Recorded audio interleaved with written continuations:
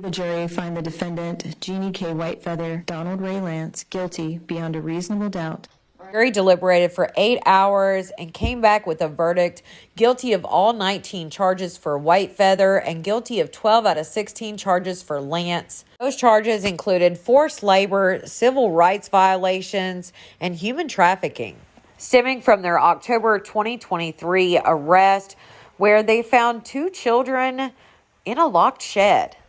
Let's take a listen to the press conference. We're here today because of the verdict in the Whitefeather and Lantz matter. I have to say I could not be more proud of the work that has been done by my office and by the members of the Kanawha County Sheriff's Office. Our attorneys and staff work the most difficult cases, including those involving child victims. They work to the highest legal standard in the world, beyond a reasonable doubt.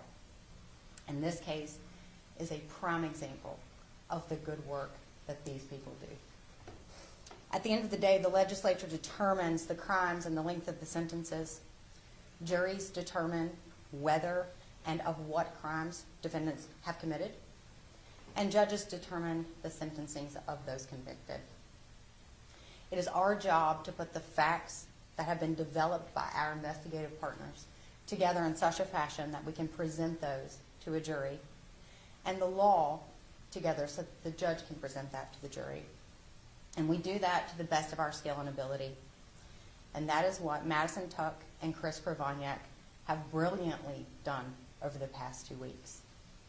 I cannot commend enough the work that my attorneys and the Kanawha County Sheriff's Office have done. I think Deputy Snuffer, Chief Deputy Snuffer, will address you now. Thank you all. I just want to say we're very proud of the work that our detectives and our patrol unit has done on this case. We've worked well with the prosecutor's office to get this case resolved. It was a very touching case. It was a hard case to work, and I'm very proud of all of our divisions for handling the case, what they did in this case. I also want to say we want to thank the citizens who called this in. Had they not called it in, we would have never known about it. And with that, we'll turn it back over to you. I think Madison and Chris deserve an opportunity to address you. They've worked very, very hard. Go ahead, Madison. I am deeply gratified that I was able to be part of this case and a part of this great team. Excellent work has been done by everyone involved. I particularly wish to thank Chris Kravoniak and Adam Petrie for their mentorship, and I would also like to thank Deborah Rosnick for her leadership. I echo what Madison said. I'd like to thank the kids. The courage they showed in standing up for themselves and helping us in this trial was a big deal, and it was crucial to us getting a just result. I also want to thank the office for the support they gave us. This is the first time the human trafficking statutes have been charged in West Virginia, we believe, and the civil rights violations aren't charged very often in West Virginia. They're tough cases to prove, and we appreciate the help we got from everybody on the team and also the office. And I can't say enough for Detective Powell and Detective Alford for their assistance as well. So we appreciate that. If we can take a couple of questions. Again, I think we don't want to miss the big point here. The most important aspect of all of this are the children involved.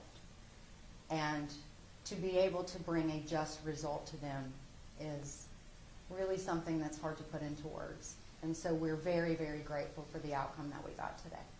When you heard the word guilty that many times, what was your reaction? I cried. Why? We don't. These cases mean a lot to us. We take a lot of this personally. You know, this is our community, and these are the children of our community. And so if we're not going to fight for them, then who will? Sentencing for the couple will be in March, and I'll keep you guys updated. As always, drop your thoughts in the comments.